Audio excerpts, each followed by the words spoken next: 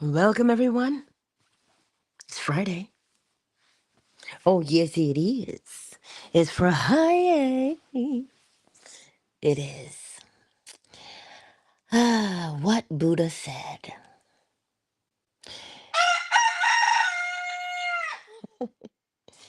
He didn't say that, though, but that's what Lil Bit said. That's not what Buddha said. Okay. Buddha said that the root of, I'm going to paraphrase,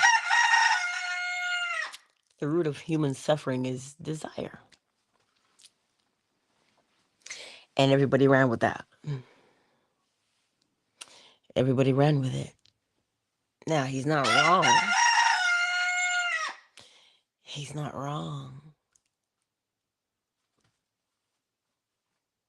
But the true interpretation is that the root of all suffering for humanity is unfulfilled desire.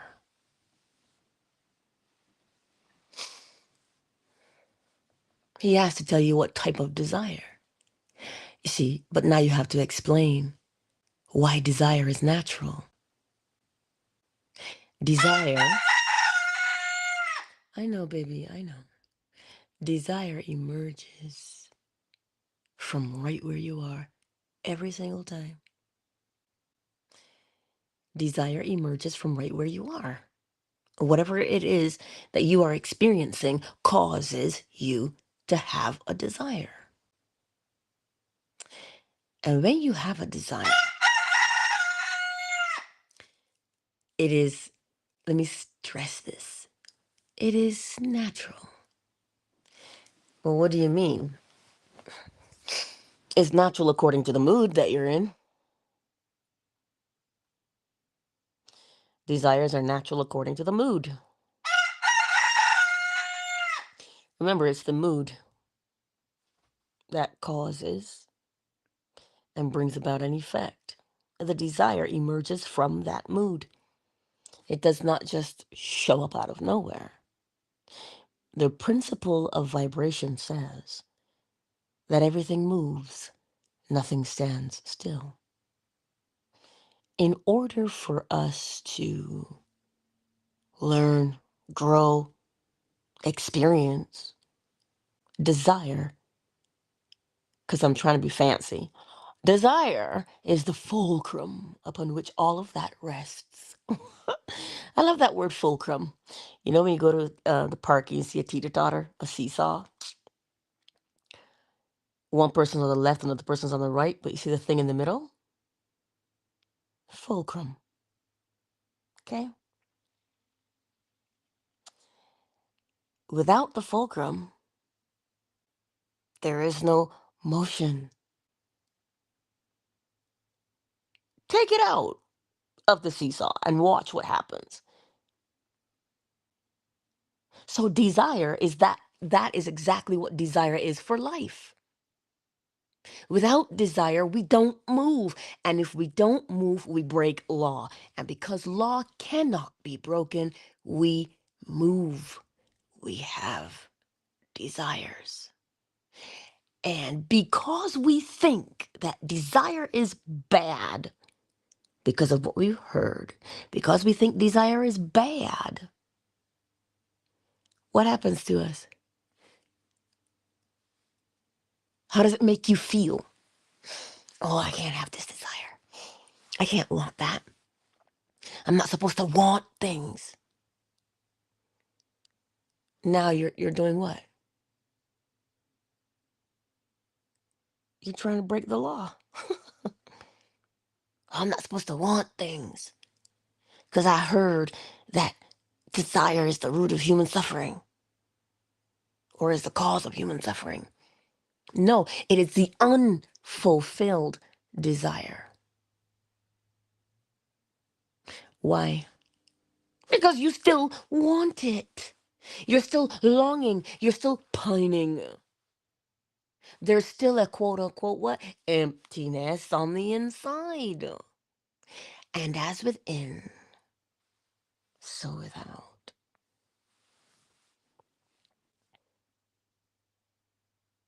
So, again, desire is not a bad thing,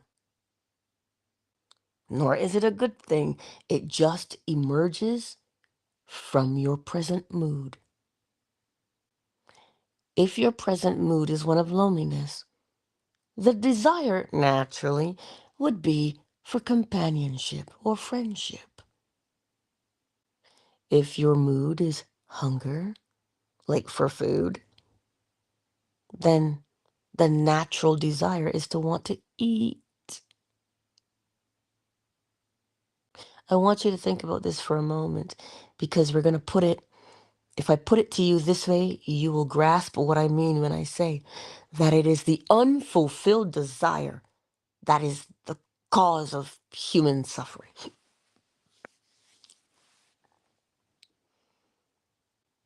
If your desire is for food,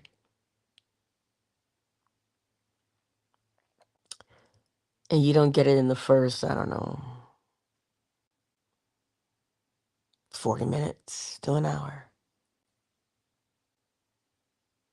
what happens to you when you don't eat? I'm not talking about deliberate fasting, but even when you deliberately fast, sometimes you still feel the pangs of hunger.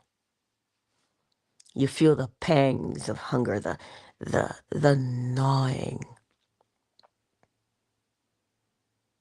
the gaping maw of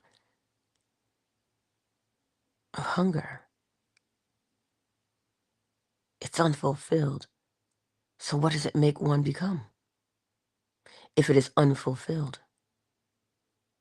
Naturally, the only thing, think about what hunger does and how what it feels like if you've ever experienced true hunger is what I'm talking about here. Not delayed food intake, but actual hunger. You know how your kids come and say, "Oh my God, I'm like starving." You know when your kids say that? Because they're so drama. But truly, when you're starving, I never want to experience that. Oh God, no. Not in the physical, not in the spiritual. Which reminds me of a scripture. Those who hunger and thirst for righteousness shall be filled. Why?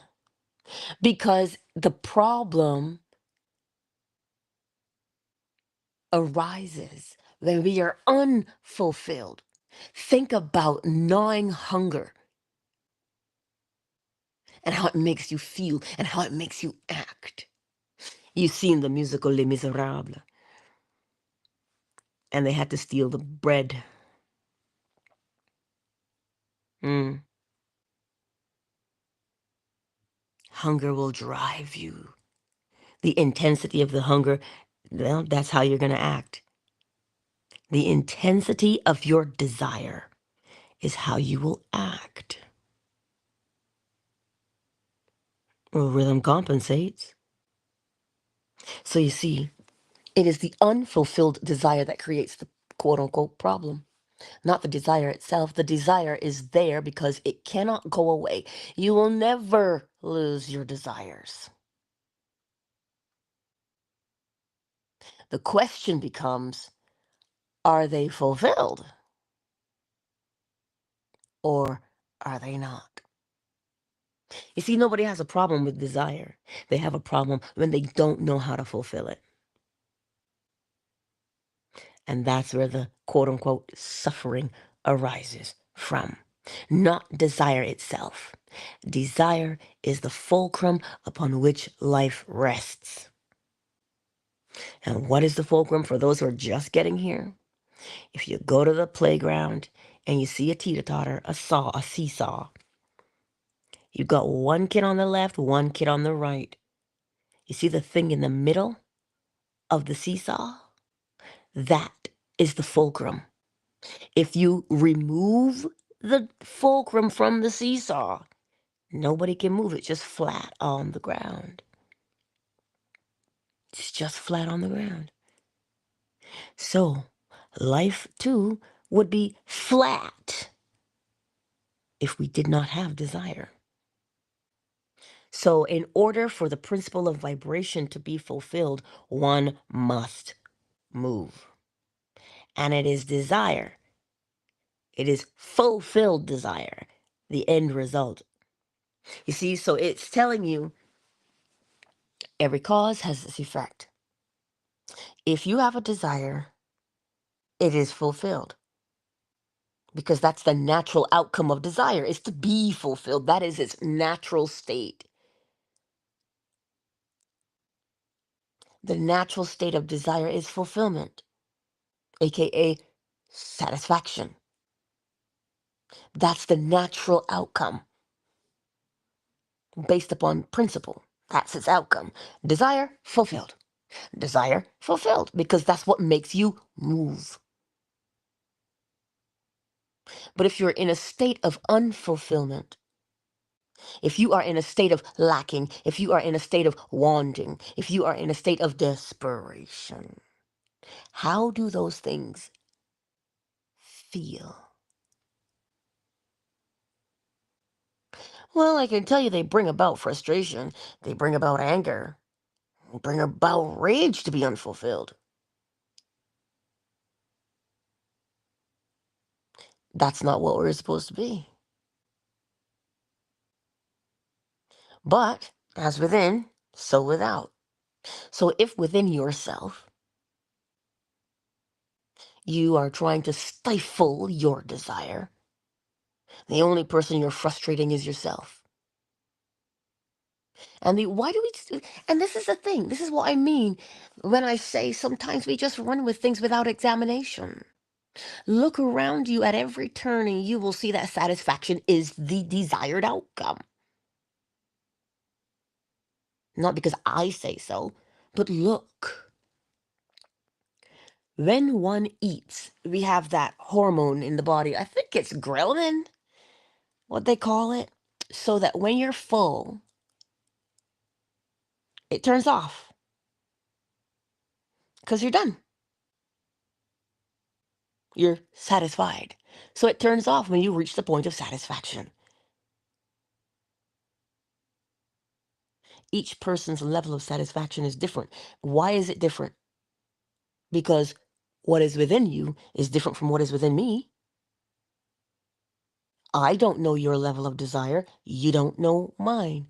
But the way I behave will show you my level of desire.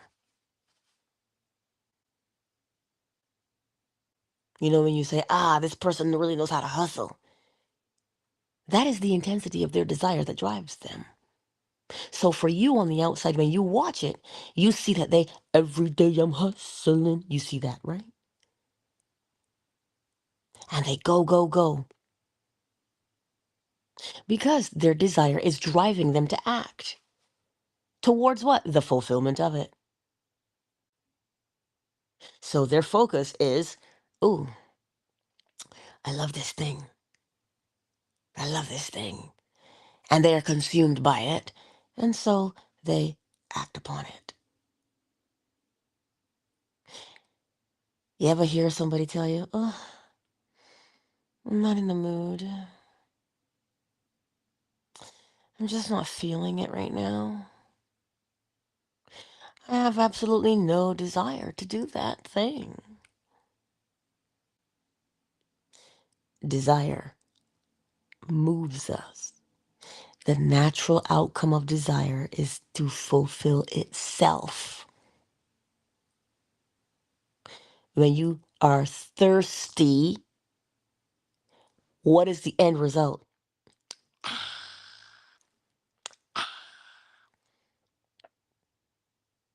That's the end result. That sound implies that you've been fulfilled.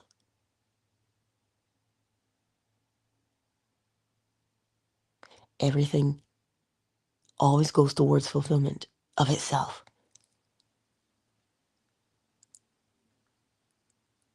But what do? We hinder it. We stop it because, for whatever reason, Some people feel guilty. Oh, I don't deserve this. Whether or not you think you deserve this desire is irrelevant. That is your opinion. As within, so without. So here you are. The desire has emerged. It's funny because I can hear Esther Hicks in the back of my head. She calls them rockets of desire. But that rocket of desire is launched from the mood that you are in. So every cause has its effect. So the mood will dictate the rocket. But now, how did you launch the rocket? How'd you launch it? And what was your mood when you launched it? Oh, I really want this thing, but I don't deserve it. I don't even have the right credentials. I don't know anybody. Oh man, I'm gonna have to go back to school. But I didn't even get an inheritance. Yet, the mood has already launched the desire. And a desire must be fulfilled. Don't come to me and ask me this crazy question that is, yeah, but isn't that kind of a desire bad? The desire only exists because of the mood. So if your mood is one of unpleasantness or some kind of crudeness or cruelty, well, then that's the desire that will emerge from it. So it's not that a desire is good, bad, or indifferent. The desire can only match the mood. Change the mood, the desires change. You see, this is the part that if we understood it, it would make our lives so much simpler. Because naturally, if you're in the mood of, I don't know, you pick your mood. If you're in the mood of dot, dot, dot, let's talk about all the things that people usually want. They want money, they want relationships, they want good health, and they want all that money in the bank, right? Those are the things that people generally want. Like, so here you are, and your mood is one of lonely, I'm so lonely, don't have nobody, right? That's your mood. Automatically, naturally, cause and effect. What emerges from that mood? I want companionship emerges from that mood. And if we would say, ooh, what kind of companionship do I want? What kind of friends do I want? I want friends who are like me. We like bonbons and we like s'mores and sitting by the fire and going for long walks on the beach. I want that kind of a companionship. I sure do. If you define that as your desire, you will go places, you will meet people, and you will say, OMG. You were just what I was thinking of.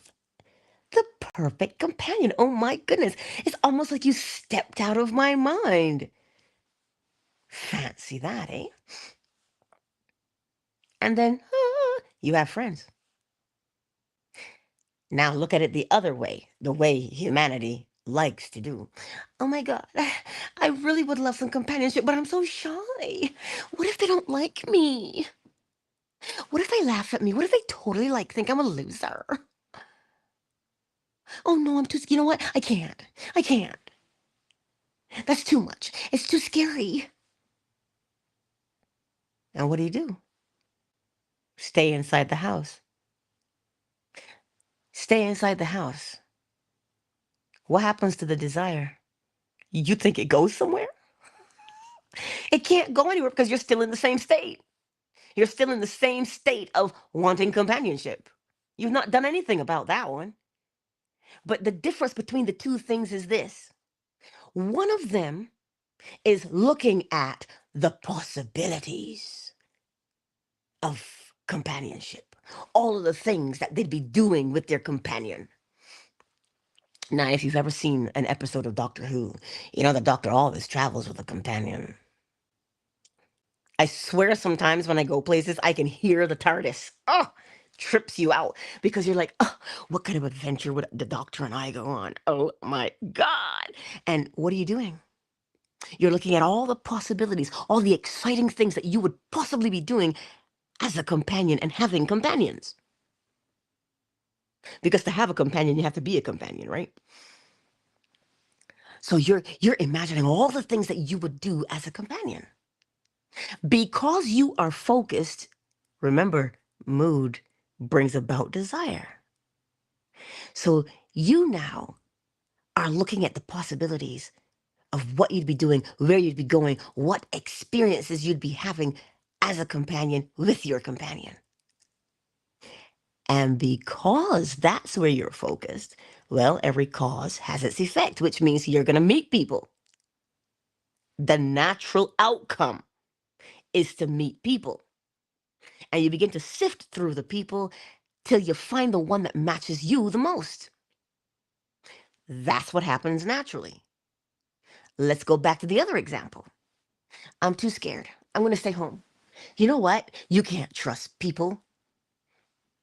It's the ones closest to you who hurt you, man. I'm better off alone. But I still want companionship. I am better off alone, but I want companionship. I'm better off alone, but I want companionship. What did you just create inside yourself? Confusion, angst, mental anguish. Here you are wanting something, but telling yourself all of the reasons why you cannot. So if you're telling yourself all the reasons why you cannot, well, you will begin to experience those things all the while. The desire is still there. So the desire now becomes this gaping chasm, this gaping thing that tries to consume you, like hunger. That's what Buddha meant when he said that desire is the cause of human suffering. Unfulfilled desire. So let's go back and explain it again. Desire is natural. Desires emerge from the present mood. Always. Now, what if you were in the mood for, because we touched on companionship,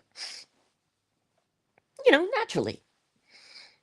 It's always something that when you don't have it, you launch a desire to want it or to have it. Not to want it, but to have it because you don't have it. So that's why you say, oh, I could really go for, because you're coming from a place that says, well, I don't presently have that. So I could really use that. And when you do that, it is in your best interest to entertain mentally all of the beautiful things that match your desire and its fulfillment. Because that's where it's going. It's going there like a freight train. And let me tell you something, Linda. That freight train is moving, isn't it? And the more steam. You put in the more coal you put in, the more steam you get, the faster you go. So this is a little bit you scared your mama. You scared me, baby.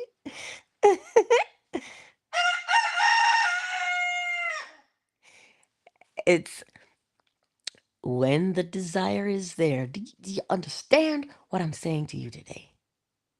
Naturally, if you don't have money, what's the desire? To have. So instead of money doesn't grow on trees, man, you gotta work hard. She works hard for the money, so hard for it, honey, right? Or working 9 to 5, right? That's the other one. We got a lot of songs about every day I'm hustling, right? Mm. We have a lot of songs about money. That other song is I ain't got no money in the bank. That's the other one, right? We got a lot of songs about money. But when the desire arises, it is your cue because the desire is saying, "Oh, what the desire is saying, yes, darling. What would it be like if you did have me?"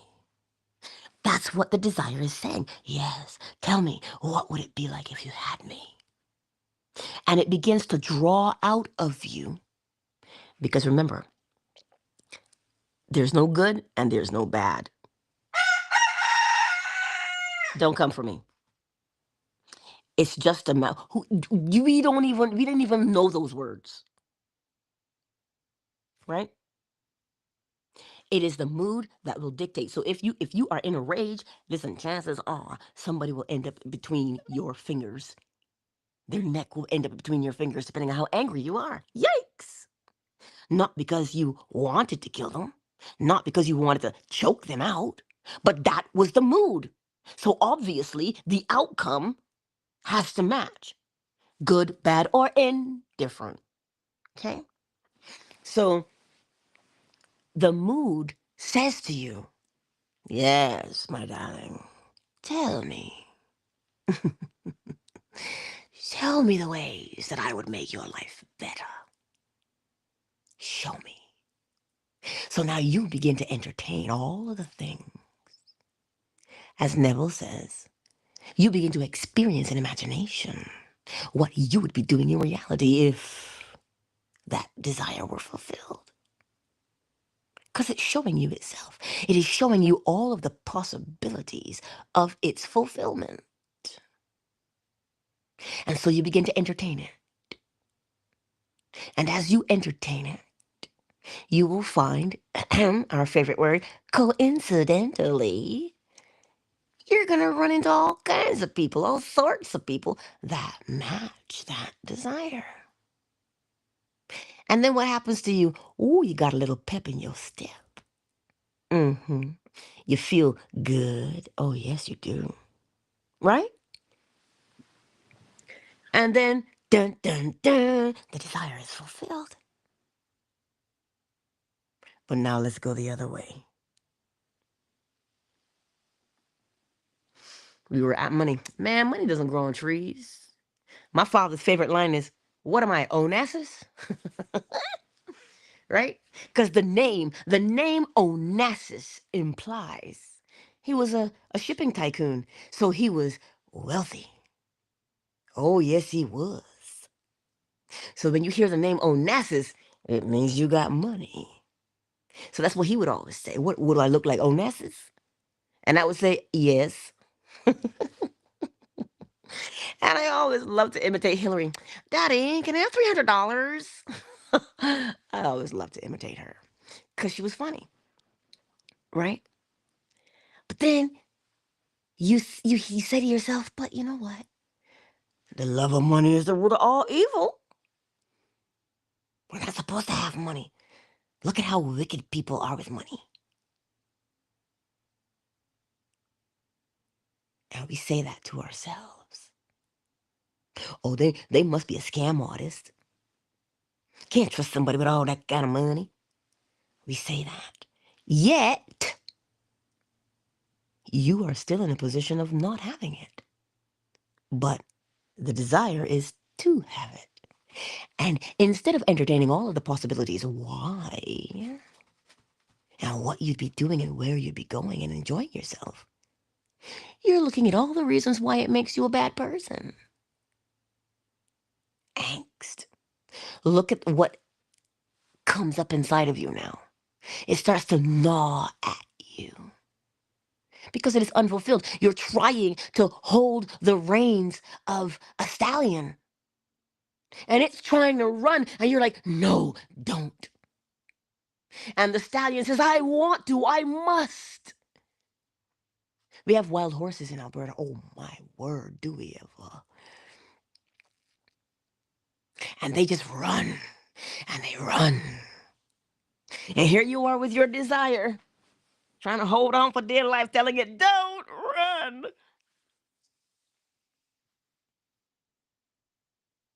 All the while wanting it to run. Dr. Bruce Lipton explains it like this. He says, you're driving with your foot on the brake and the accelerator at the same time. Shoot, you're not going to get very far.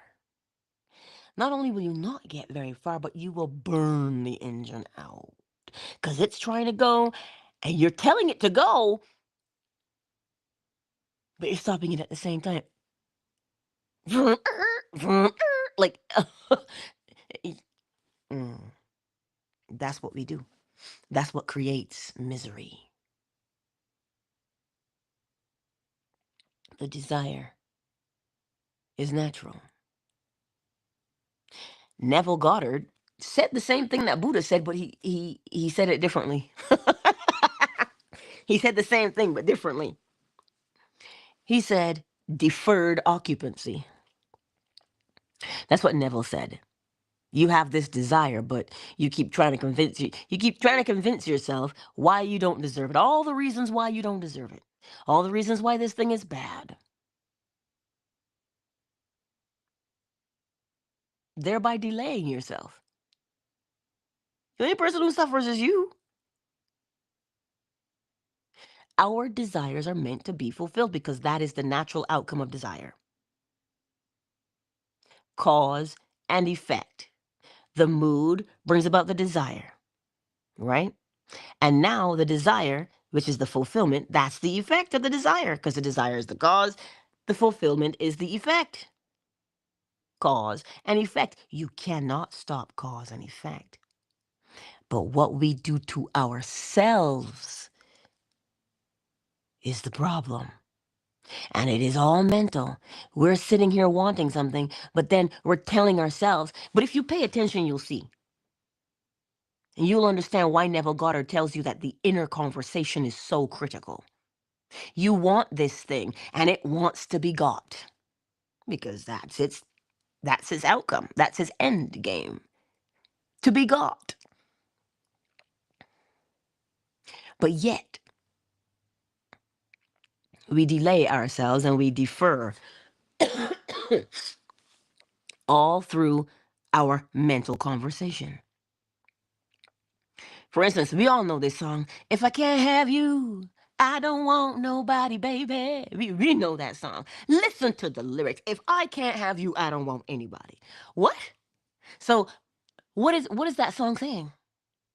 I'd rather be unhappy.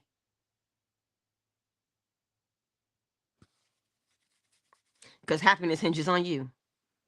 What kind of drivel is that? But you know us, we do love a good a good sad love song. Just another sad love song, rocking my brain like crazy. Sorry, Tony. But we still want love. Do we not?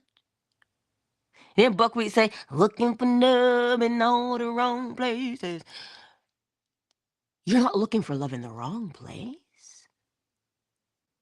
Your desire stems from the mood.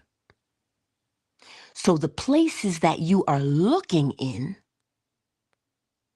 are a direct reflection of what that inner mood is, what that inner conversation is. Man, you can't trust these men out here. These men will suck the life out of you. Mhm. This is what you hear. You can't listen, you can't turn on any channel and not hear something like that. These hoes ain't loyal. Oh, she's for the streets. Sir, how could you know she's for the streets if you aren't in the streets? I mean, as within, so without. It's not a judgment, it's an observation. All the while, he still wants a companion.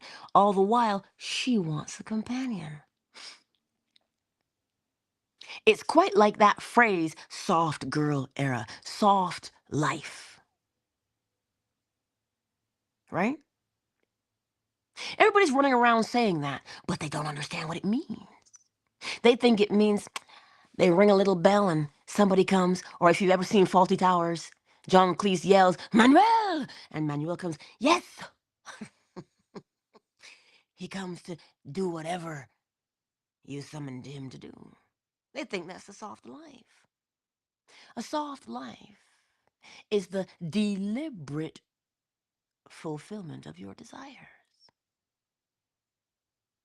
You see, what we've conditioned ourselves to do is look towards someone else to fulfill us.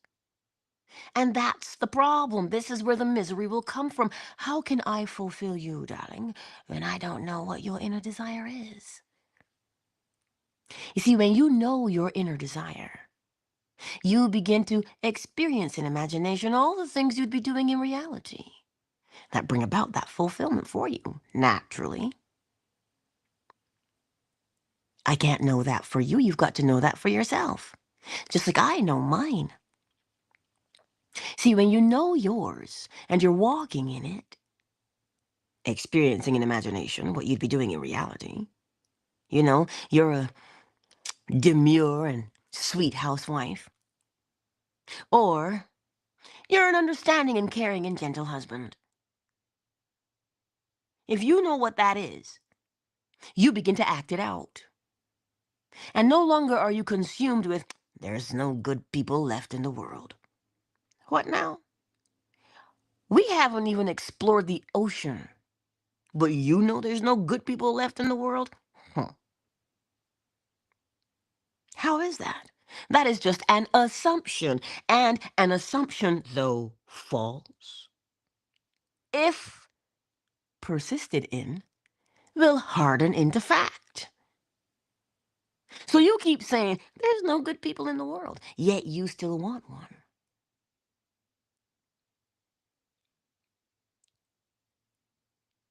So turn your thoughts, turn your inner conversations to match the mood. And here's the thing, you don't have to forcefully do it because they will naturally follow the mood. So if the mood is desperation, well, we all know how that works. Desperate times call for peaceful measures. No, it doesn't. You know how on Sesame Street when they say whatever they're saying and all the kids go, no, that's not it. See, desperate times call for peaceful measures. You're like, no. Well, desperate times call for happy measures. No. And then they say, desperate times calls for desperate measures. That is the principle of correspondence.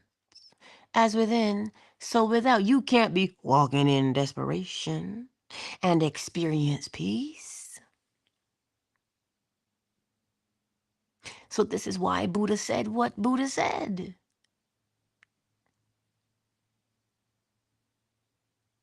This is why Buddha said what Buddha said.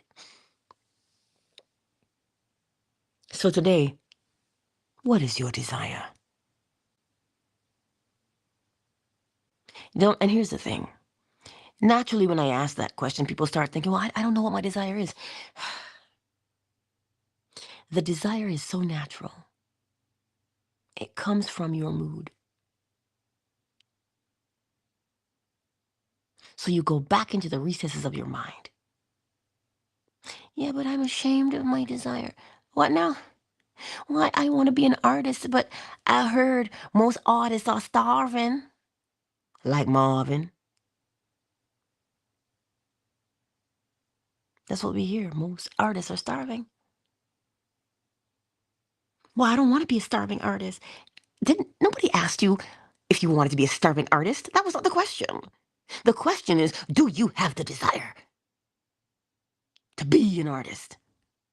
Well, then, what would you be doing if you were that artist that you wanted to be? But my mother said, I don't care what your mother said.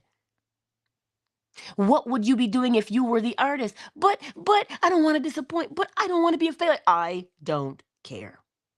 What would you be doing if you were the artist? Because your desire is not going to go anywhere. So you may as well stop frustrating yourself and start answering the question. What would you be doing if you were the man or the woman you wanted to be? Well, Angela, since you're being so crass and brash and harsh with me today, I would be doing ... Yeah, I'd be traveling the world. Even though it's far-fetched, I still don't think it's possible. I didn't ask if you thought it was possible if it was near-fetched. I didn't ask you if it was out of your reach. Nothing is out of your reach mentally. It is always within your grasp, which means you can always put your hand on it. What would it be like if you were the man or the woman you wanted to be? Well, Angela, I'm near 300 pounds.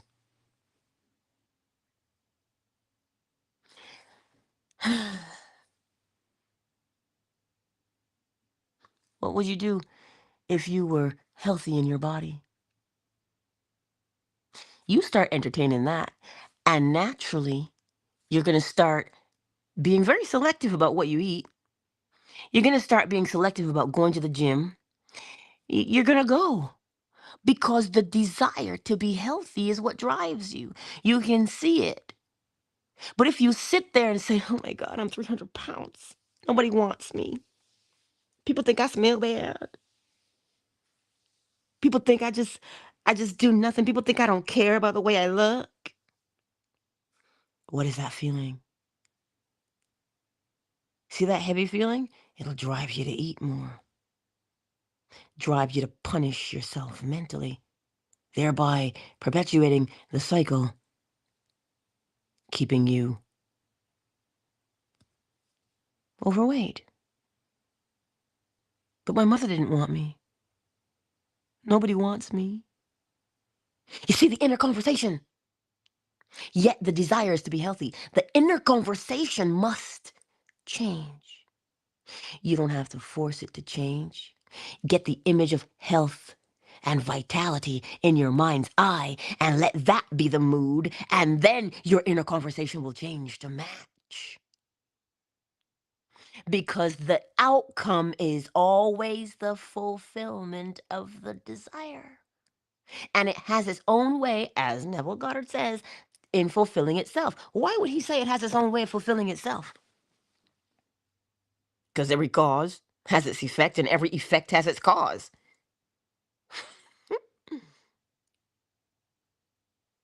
If you don't know the cause, but you know the effect or the outcome or the desire, the way you want it fulfilled, if you know that, you'll bring about the cause.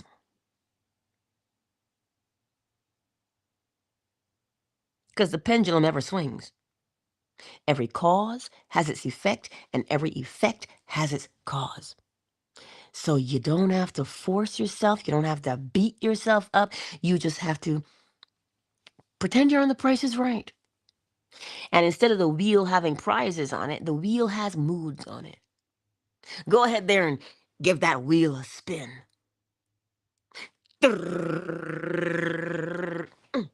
Happiness. You landed on the mood of happiness. And from that mood of happiness, something emerges that matches happiness. But the mood, you see, the happiness, right? You said what your definition of happiness is. You said, what would I be doing if I were happy? You're not looking out into the world and saying, well, George Clooney said, this is what happiness looks like. Salma Hayek says, this is what happiness looks like. Who said what happiness looks like? You said what happiness looks like to you. What is your version of happiness? Listen to me. My mother sent me this picture. She sent me this picture. It was a bowl of mangoes and akis. If you're Jamaican or from the other islands, guinep is what y'all call it. But for us in Barbados, it's akis. Let me tell you something. I could smell the mangoes through the screen. I'd never seen such beautiful colors. Like a sunset. Yellows and deep oranges. My mother is so happy when she bites into those. Because that is the life. Did she have to go buy them? Nah. My mother said, I just got the bucket. And I went out to the tree in the yard and I flipped that bucket over and I stood on the bucket. And I picked the mangoes that I could reach. She said, the Lord left me low-hanging branches that I could reach. So I don't have to pick up dirty mangoes off the ground. I don't know what was running on them. So here she was with her bucket, standing and just reaching. She didn't even really have to tiptoe. She just grabbed what was right there. Because that is her idea of happiness. She said, ooh, I'm going to go get a sea bath today. She's going to the beach. That is happiness. And do you know the funny thing is, my mother's so beautiful. She really is, Don't get it twisted. I did not always see it that way. I didn't. But do you know that some people envy that? That simplicity? That's my mother's idea of happiness. That's what she loves. Quite frankly, that's what I love too. So when I go out and I pick Saskatoon berries, and I pick strawberries, who's happy? I am. You have to define what your idea of happiness is, so that when you say, I am happy, you can see the evidence of your happiness, as opposed to trying to fit into someone else's. This is why scripture says, thou shalt not covet. Because being covetous, if that's the right way of saying it, creates misery. When you covet, you have a hole inside of you that says, I want that. And you have it. I will take it. I want that. I always used to read that scripture, thou shalt not covet your neighbor's or your neighbor's wife or your neighbor's wife's ass. Because he's got a donkey, right? So don't covet his wife and don't covet his donkey either. But I've always read it, don't covet your neighbor's wife's ass. But I digress. I told you, I cracked me up. I don't care if you think it's funny or not. I think it's funny because that's how I remember it. So when you covet, you create longing. And when you create longing that you think you cannot fulfill, because they have it, how are you going to get it? They have more money than you. So how are you going to get it if you don't have as much as them? So now you see what you've created inside of yourself. This is why you don't covet. Because of what it does to you. Not because it makes you a bad person. Not because it makes you a sinner. No, because it creates this unfulfillment inside of you that eats you up. That's why you don't covet. But if you look at that situation, you say, I would like something like that, something beautiful like that. What would it be like? Would I be talking to my neighbor and we'd be comparing notes and saying, oh my God, I know, right? Isn't it lovely? Or in the words of Neville Goddard, isn't it wonderful? That's what you would say. So now you begin to experience in imagination what you would be doing in reality. How are you talking to yourself? Oh, you fell over. Oh, Lord. Oh, Lord. Oh, you okay? Take your time. Good job, baby. He's leaning on the door now. So, my baby, he's all right. He's all right. Clearly, he's all right. With them lungs, shoo. So today, I trust that it makes sense to you. Now, what Buddha says and what Buddha meant. How am I going to sit here and tell you what Buddha meant? Because of the principles. Because of the principles. Who's here? Oh, it's symmetric. Welcome to the space. A little bit says, hey, girl. It's good to see you. It always is. There's 2 people here on YouTube, but I don't know who they are because they didn't say hello to me in the chat. So I can't call your name. Maybe you want to remain anonymous. And that's cool too. How are you? It's good to have you in the space. Fan base who is kicking it with us today. Oracle Treehouse. Moon and Dolphin Duck. Ray Ray. My sweet Casey. Oh, Miss Deborah. I see you. Welcome to the space. Thank you for spending these 52 minutes with me. Leave it up to YouTube to tell you talk too much. Leave it up to YouTube. You know, sometimes I literally have to sit there and, like, if you know how people say, I wish I could take my eyes open and stay awake? Sometimes I wish I could sit there and say, I'm not going to talk right now. I don't know that that's possible. I don't know that that's possible. Because I'm what you would call a chatty Cathy. Chatterbox. But anyhow, thank you all for spending your early morning, your crack of dawn morning with me. It is a privilege to be with you. It really is. It's a privilege to be with you too, little bit. It really is, handsome. Yes, it is. We can hear the little birds singing outside. So as you go forth into this weekend, and you're out here in these streets, remember that it is your inner mood that brought about your desire. And let me say it to you again. Desire is the fulcrum upon which life rests. You know what a fulcrum is now. The little teeter-totter, the seesaw at the playground. You got Timmy on the left and Susie on the right. Why you never have a Deshaun and a I don't know, and a Jalen or a Shamar on the right? Depending on where you come from. And they're just happy and rocking, you know, dipping and rising on that seesaw. The part that causes them or allows them to dip is the fulcrum.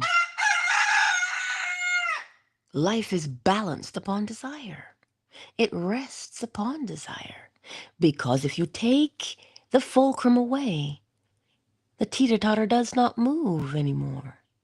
And the principle of vibration tells us that everything moves.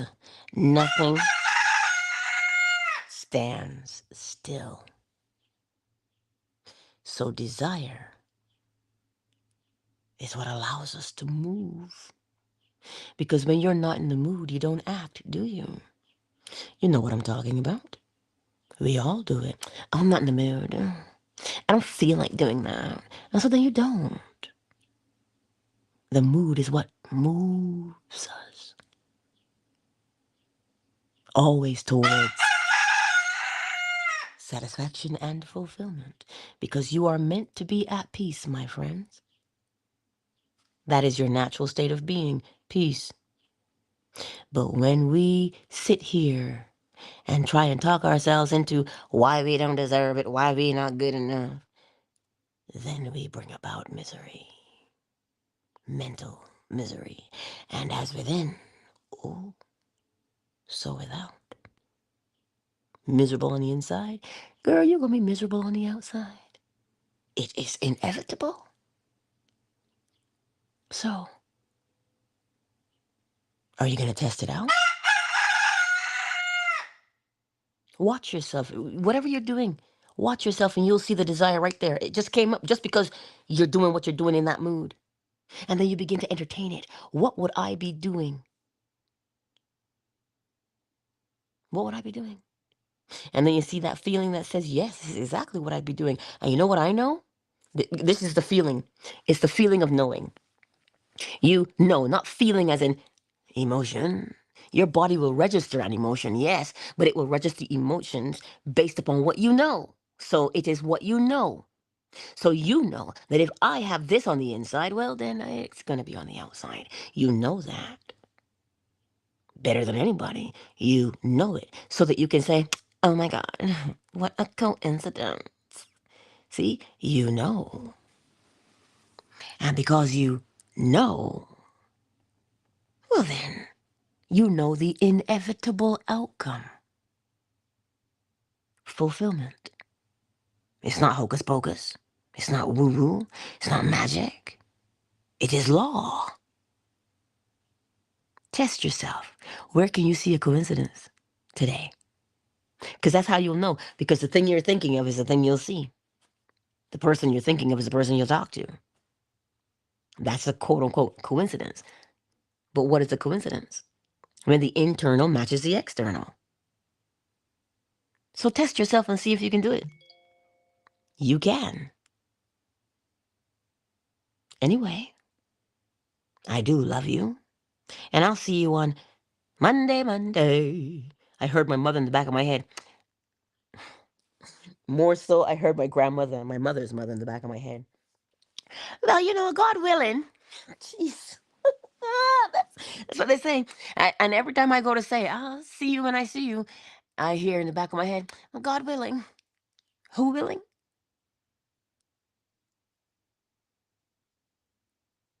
Always fulfillment is the outcome. So I'll see you here Monday, 7 a.m. Eastern Standard Time. I don't know what we'll talk about yet, but we'll figure it out, won't we? Yes, we will. Countdown initiated. 5, 4, 3, 2, 1. Much love to you. I'm gonna go fuss with my chickens now. Yes, I am. Hug and kiss them. Well, I gotta catch lady first. I gotta catch Chickaletta first. A little bit, I just snatch him.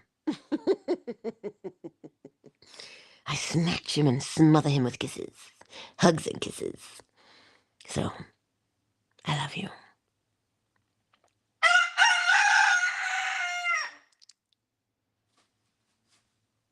I can't follow that up because he said he loves you too.